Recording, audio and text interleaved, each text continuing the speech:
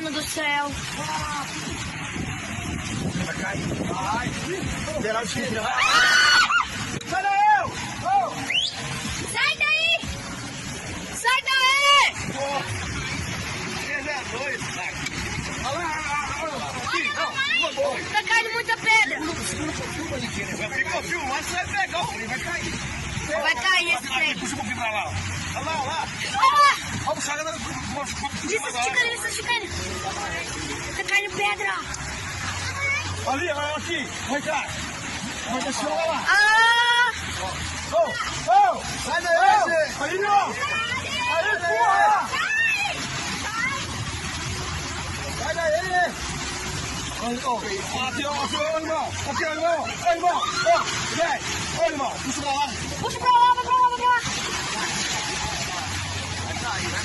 Nossa!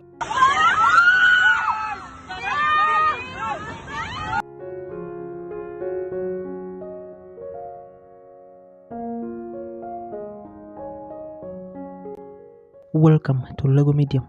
A towering slab of rock broke from a cliff and toppled on two pleasure boaters drifting near a waterfall on a Brazilian lake on Saturday, and officials said at least 5 people died. Minas Gerais Fire Department Commander Edgar Estevão told a news conference that in addition to the dead, as many as 20 people may be missing, and said officials are seeking to identify them. Officials earlier said at least 32 people were also injured, though most had been released from hospitals by Saturday evening. Video images showed a gathering of small boats moving slowly near the sheer rock cliff and Lago de Furnas when a fissure appeared in the rock and a huge piece toppled directly onto at least 2 of the vessels.